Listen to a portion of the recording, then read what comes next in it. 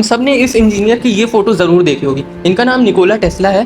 पर क्या तुमने इनके पीछे लगी मशीन जिसका नाम टेस्ला कॉइल है उसके बारे में सोचा है? देखिए, निकोला टेस्ला वो इंसान थे जिनका एक ही गोल था कि पूरी दुनिया को वायरलेस फ्री इलेक्ट्रिसिटी मिल सके, और इस सपने को पूरा करने के लिए इन्होंने टेस्ला कॉइल जैसी मशीन पर काम किया। और ये वीडियो बस उसी मशीन के अराउंड रिवॉल्व करती है। टेस्ला कॉइल का सर्किट कंप्लीट करने के लिए एटमॉस्फेयर की आयनोस्फेयर लेयर जो कि सर्किट ऊपर से कंप्लीट करेगी, और नीचे से सर्किट को कंप्लीट करने के लिए टेस्ला कॉइल को ज़मीन के अंदर से कनेक्ट किया गया। इस मशीन के दो मेजर पार्ट्स होते हैं। पहला होता है प्राइमरी कॉइल और दूसरा होता है सेकेंडरी कॉइल। अब ट्रांसफार्मर का यूज़ किया गया जिसका काम होता है वोल्टेज बढ़ाना या घटाना।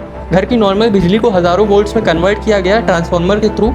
यही हज़ारों वोल्ट्स की बिजली अब कैपेसिटर में जाती है। आसान भाषा में आप कैपेसिटर को एक बैटरी समझ सकते हैं। जब इसकी बैटरी फुल हो जाती है तो ये चार्ज इतना ज़्यादा हो जाता है कि स्पार्क गैप में चिंगारी बनने लग जाती है, जिसकी वजह से इस चार्ज की सारी इलेक्ट्रिकल एनर्जी टेस्ला कॉइल की प्राइमरी कॉइल में पहुंच जाती है। फिर वही energy strong magnetic field generate करती है। ये मैग्नेटिक फील्ड जब सेकेंडरी कॉइल के रीजन में जाती है तो जो वोल्टेज हज़ारों वोल्ट्स में था अब वो बढ़कर लाखों वोल्ट्स में पहुंच जाता है। अब अगर इस बिजली को घर तक वायरलेसली पहुंचाना है तो छत पर एक मेटेलिक एंटीना लगा होना चाहिए और वायर्स को ज़मीन के अंदर डालना पड़ेगा। ऐसा इसलिए क्योंकि टेस्ला कॉइल को भी ज़मीन और आसमान से कनेक्ट किया गया था, जैसा मैंने वीडियो की स्टार्टिंग में बताया था। पर जितना आसान ये सुनने में लग रहा है उससे कई ज़्यादा कॉम्प्लेक्स है। इस प्रोजेक्ट के दो मेन ड्रॉबैक्स थे। पहला था कि इलेक्ट्रिकल एनर्जी जब हवा और ज़मीन के मीडियम से प्रोपेगेट करेगी तो घर तक पहुँचते पहुँचते लगभग खत्म हो जाएगी एनर्जी लॉस की वजह से। दूसरा मेजर ड्रॉबैक ये था कि JP मॉर्गन जैसे पावरफुल बैंकर ने इस प्रोजेक्ट की फंडिंग ही रोक दी थी। आई होप मैं आपको ये कॉन्सेप्ट समझा पाया हूँगा। एंड ऐसी डीप टेक वीडियोज़ के लिए डू सब्सक्राइब।